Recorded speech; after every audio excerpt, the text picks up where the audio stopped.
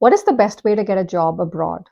If there is one question I have received more than any other question during all my years as a career coach, it's this one.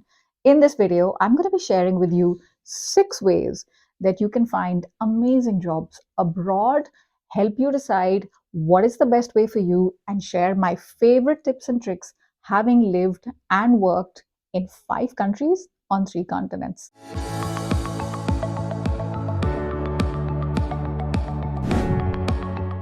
Hey there, welcome to Supercharge. My name is Sonal Bahl, career coach and former HR director. And if you like all things career, you gotta stick around in this channel because we share our favorite tips and tricks. I'm live every single Friday. I have an amazing, fun podcast called How I Got Hired. If you like podcasts, you like watching these kind of videos, consider subscribing.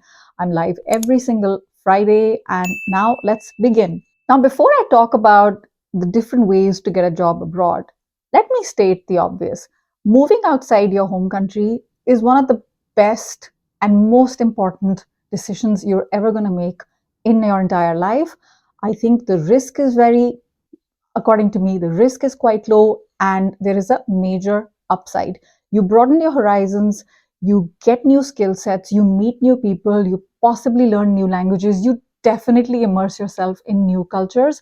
So it is really good. And I know you know this, but if you ever get an opportunity and you're not quite sure, just take it with both hands. Now, if you're watching and you've never been given this opportunity, but you'd love to, let's talk about the different ways that this can work for you. Now, I'm going to talk about like random ways, 6 random ways that it can work for you in no particular order. The first one is going to make you laugh, but it's obviously, getting married. If you marry a person or you live together with a person and you decide to move together and live in their home country, that is in a way easier. It's also hard because you need to find such a person and obviously, yeah, for the right reasons. And that helps you to have your foot in the door in a way because for companies, there is less friction to talk to you. They don't have to think about relocating you because you are already there. So, this is what happened with me.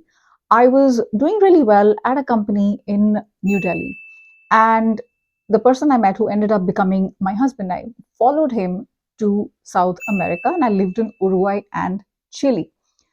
Never lived that part of the world before. I took it with both hands. It was not easy. I had to pick up completely new language from scratch well as an adult. And obviously, that's not easy, but the rewards were very handsome.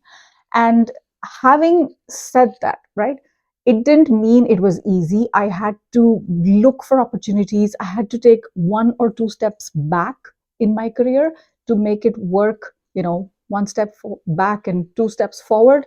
But I would say it was definitely worth it. So, this is obviously the easiest way in a way, and I'm going to put this one to the side. Now, let's talk about the second one.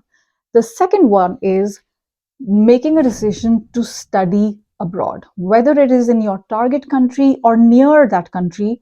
And that could be, a master's program, bachelor's program. One of the most popular courses tends to be an MBA, Master's in Business Administration. And the reason for that is these business schools tend to have very strong career services departments, most of them, and they help you to get good jobs right out of graduation. And that not only helps you to pay the big fat loan that you have, if you have taken to do those courses, but also get work, like real world work experience, and fulfill this dream that you have when it comes to studying abroad. This is another way that I did. So I did number one, and I also did the second way, which is when I got accepted into INSEAD. And after studying in France, it was much easier to work in Europe because I was already there. Now, there's obviously pluses and minuses. The biggest plus is, like I said, the friction to hire is much lower. You already have some sort of stamp of approval because you have studied from a recognized, school or college. The downside is, of course, there is usually an upfront financial cost. So if you can find a way to make that work, if you can do scholarships, if you can find grants, if you can have family and friends chip in and help you out, that is an amazing way to get a job abroad. The third way is the company that you already work in, if they can move you to another location that is of your interest. Now, something like this takes time and it takes an enormous amount of preparation. I'm not saying it's impossible, definitely possible, but it's a question of planning ahead. So when it comes to things like performance appraisals and reviews and professional growth and all these conversations you have with your manager and possibly your manager's manager, it's very important to ask those type of questions. Hey, I noticed that our project is in Dusseldorf, and while I work offshore, I'd love to be on site for 1 or 2 years. What is the way that I can do that? What are some things you think I'm strong at? What is it that I'm lacking, and how can I work on that? Now, a good manager will help you to get ready to make that move. That move could be a year or two, that move could be even longer for you, right? But if you don't ask that question, it's not going to work. This has worked in my family, but also, close members of my family, also with my clients that I work with one on one, moving completely different locations. There's things that are good in it, there's pros and cons. The pros would be you are already someone who's tried and tested. There is much less risk involved for the company. The downside is that there's so many people who need, who want these opportunities, but the opportunities are so few, which is why it's a question of planning ahead, making a plan. It's exactly like if you were to do a master's, wouldn't you plan ahead? Okay, I need to write an essay. There's going to be interviews. I need to prepare for the entrance test. It's exactly the same way. You got to treat it like a project and approach it step by step, stone by stone, so that you finally get to your target destination. The other caveat here is for you to be able to move within your company. This tends to happen with medium to large companies most of the time. Obviously, there are exceptions, but the reason is, kind of obvious. They tend to have deeper pockets. They tend to have departments which handle immigration for them. Also, for them to showcase internally in their country that by moving you, it's actually cheaper. Because at the end of the day, let's face it, a company's number one purpose is to have cash and make profits. Now, bringing you on from country X to their country, if it doesn't make financial sense, they're not going to do it. So there has to be a business case for it. And medium to large companies tend to have a bit more cash and can afford particularly also the wait time, because it may be like, okay, we're ready and the project will be in August and right now it's February, so you have some time to prepare. So it's not like things work according to your timeline, things work according to their timeline, and that is another downside, that you need to have lots and lots of patience. Because I have worked in HR departments where we would conduct annual talent reviews, and I remember this one particular case. She was very keen on working in Argentina and living in Belgium, right? So it was a question of every single year her name came up, and her boss and her boss's boss said she's not ready, not yet, not yet. Until one fine day, the person in Argentina quit. Like, okay, we don't have a choice. We need to send her. Are you available next week? And she said, oh, heck, yes, I'm packing my bags. When do I move? Right? So it's unpredictable, tends to take time. So it's a question of being prepared and using that time wisely and planning ahead. The fourth way, I would say, is the hardest way. I'm not saying it's impossible. It's hard and again requires a huge amount of preparation. And this is getting recruited directly by a company that you're interested in while you are still in your home country. So, the entire process is being handled remote. Now, it's hard because there's lots of friction, right? They need to relocate you. They probably need to handle a lot of paperwork, visa, work permit. They have to prove to the government that the talent that is available locally is not sufficient for their requirements, which is why they need to bring resources and talent from abroad, which is a sizable investment, particularly in the short term for them.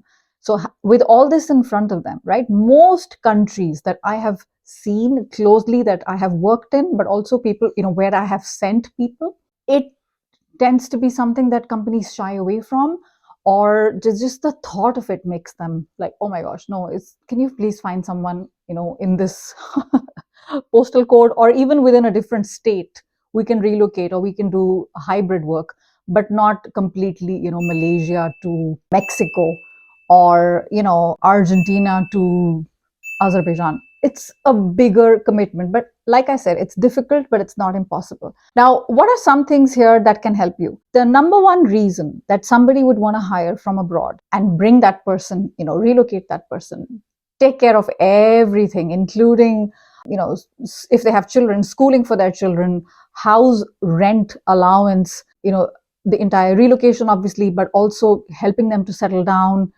if there is a spouse, helping that spouse to integrate as well in society, if they need to learn a language, etc. This is a major investment. Now, one of the reasons the companies will do this easily and not think about the time and the cost is when they have a very specific skill set that they want, and you have that skill set. I have seen this in the companies I worked in, where it was like, oh, the person's in South Africa right now or in Australia, and we're going to bring them to Belgium. No problem. Suddenly, there is an unlimited budget, and the pockets are much deeper than you think they are. So, what are those skill sets? What is it in your area of work that you think is in short supply? You've got to do some digging around and understand this really, really well. So, when you look around and you see friends of yours who've got jobs abroad, most of them tend to display some of those rare skill sets. Not only are they, sort of rare, they're also very valuable because they're in demand in the market. One other way that you can do this is looking at international job boards which are in your domain of expertise. So rather than go to indeed.com, LinkedIn, all these large job boards, I'm not saying they don't advertise, international positions. They tend to be rare, right? What they tend to be more domestic. So instead, Google search and find out what are some job boards that specialize in one particular domain or expertise, and companies either tend to go to those job boards, or there's certain recruiters who specialize in attracting international talent. That is something that you can do, but it'll take a lot of time. You need to go down the rabbit hole of search upon search, go to page 2, page 3 of Google, which is not something most of us intuitively do, but I would say it's worth it. International job boards and international recruiters, ask around, do Google searches. Don't do this by yourself. And you'll come across some things interesting, and then start making a plan on how you are going to approach it. So when it comes to reaching out to recruiters, I think first of all, find them on LinkedIn. See if they have a Twitter account. Start following such people that are working in your target companies in the specific geographies that you are interested in. Rather than reaching out directly and saying, hey, hi, Sonal, I am looking for a job abroad. Do you have a job for me? Don't do that. Focus instead on seeing what are they talking about on social media, what are the kind of jobs they're posting. And if you see those are the target jobs that you're interested in, be very specific with your request and say that I saw that there was a position for flue gas treatment manager, and this is something that I have done a diploma in, and I have 4 years experience in. And would it be okay with you if I shared my resume, whether it's for any current positions you have or any future position? Think long game. Do not think that this is something that will work out like that. It takes time. You're starting a brand new relationship. That takes time, and it takes time to build trust as well.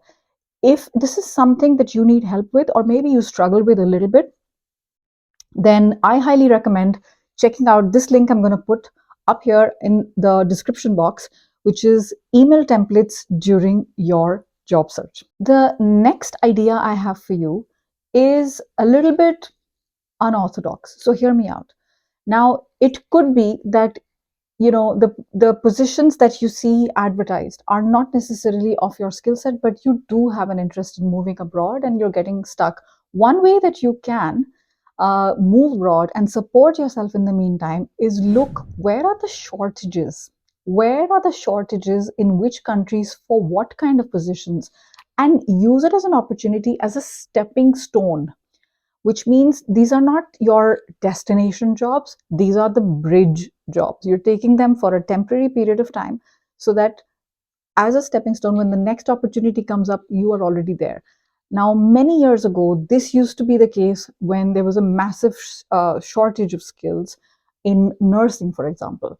I lived in Uruguay and Chile where they had massive shortages in teachers, particularly English speaking teachers. So teaching, as especially English as a foreign language, is quite popular. And this is one of the reasons why I have seen a lot of people who wouldn't normally be like moving abroad material, if you know what I mean. They don't have that sort of experience, they don't have a rare in demand skill set, but they were able to is by honing in on one particular thing that they had. For example, if they were native French speakers or native English speakers, and this particular country requires people from that, and they have a basic training, or they even train you when you go abroad. These organizations actually can train you to be a language instructor. That is a great way to get your foot in the door, meet new people, because you never know what happens after that. You meet one person, you meet two people, and then you hear about this opportunity, that opportunity. It is a little bit indirect, but I have seen it work, and I have seen it work with massive success. This last one that I'm going to talk about is something that I have seen personally, but a big downside with it. It is the least cost effective solution, and that is moving abroad to volunteer and give your time with your good heart and good intentions, because you want to help a cause that you strongly believe in. When I lived in Uruguay and I lived in Chile, I did a ton of volunteer work. The difference is I was already abroad, so it was easier for me. But I remember the colleagues I worked with, my fellow volunteers, they came from the US, France, Asia, Southeast Asia. Those are big trips, and they were all self financed. So if you do have certain savings, check out websites like ID which try to match you with an organization that needs your volunteer experience. Now, some of them will pay. If they pay a very nominal amount, but it's better than nothing. Or they give you lodging. But there also are those opportunities that don't pay anything. They have zero budget, right? They are completely not for profit, and they are running on almost like on zero cash. So that means you need to finance. But most of the time when you get there, your lodging is taken care of, and your food tends to be free as well. So the main thing you pay for is the flight. So if you have those funds in place, volunteering your time, showing this also as something colorful and interesting that you've done in your career and is showing in your resume, it also shows that you're not just thinking about yourself, but you have larger interest at heart. This is something that is really popular. However, you do need some financial cushion and savings that will stand you in good stead. This last one, I know I said 6, but here's a bonus tip. This particular way to get a opportunity to move abroad is something that I have no experience in. I have friends who have experience with this, and they have seen massive success. And that is finding out agencies online, legitimate agencies that help you to move abroad as a digital nomad. Now, for that to work, you usually are self employed, or you work with a company which is 100% remote. So you could technically work anywhere. And there are certain countries that are really attractive for digital nomads, for people who want a portfolio career. I had a person on my podcast who lives on a boat. He literally sails around the world, and he's a chief financial officer, and he works in a sort of fractional CFO type of way, and he's moving around the world. This is possible, but it took him years. So this one I think is probably the most complicated. It's definitely possible, but you need to plan way ahead, and maybe not something you do at the very start of your career if you don't really have a plan on how to figure this out. So these are the 6, 7 ways that you can get lucrative careers abroad and broaden your horizons and have fun in different countries and different cultures. There's I think 3 or 4 tips that I'm going to share with you that will help you to get to this goal faster. Number one, the company you keep, the people around you. You've got to surround yourself with people who are ambitious, more ambitious than you, as opposed to being around friends and family that say, why would you want to move abroad? This is such a waste of time. It's never going to work. It's too expensive. It's so cold in this country. How will you afford it? Do you know that the monthly rent is this much and it's so unsafe? Oh, you're a woman. This will never happen. Be careful. Because if you're getting fed on a negativity diet, it will affect your ambition as well. So surround yourself with people who want to get ahead and not want to stay where they are. Because if you stay with the latter, you will not necessarily get the nudge that you need on your backside to make this happen. The second is, even if you're thinking about moving abroad where they speak the same language that you do, let's say you speak a certain language and you speak English very fluently as a foreign language, even then I highly recommend learn a third language, particularly around the country that you want to be in. Or, they speak that language in that country, but it's number 2 or number 3, it's not the first language. Learn it. It will help you to stand out, because most people around the world tend to be unilingual, and it is something that makes you differentiated. So why would you not do this? And the third, which is related to what I just said, the sure shot way of not getting a job abroad, which is the opposite of what I'm saying, is to be like everyone else and do what everyone else is doing. I have seen people who ultimately reach their goal faster, whether it's clients of mine moving in different countries, in different continents. They are the ones who are hungrier. These are the people who never lose focus on their objective. These are the people who do things differently. They are hungrier. If there is an opportunity, they will not wait. They don't procrastinate. They move earlier than others. If you see an opportunity and the last date to apply is 31st of March, they're not going to wait till 30th of March. They're going to apply in February or whenever the position opens up. That is what helps them. So it is exactly like working, preparing for a master's degree. You have a plan in place. You need a plan in place to get a job abroad. It is possible, and so much hard work, but definitely worth it. If this has been helpful to you, let me know in the comments what was your biggest takeaway. And if you have watched till the very end, I am so appreciative of you being here. I want to know if you watched till the end, because that makes me so happy. And if you could be so kind and put in the comments the word international. Just put the word international, baby. Thank you so much for watching. Check out my other videos where I talk about how to get a job fast in different countries, in different continents. The strategies and tactics apply equally. Take care of yourself. Keep believing, keep dreaming, keep supercharging. You got this.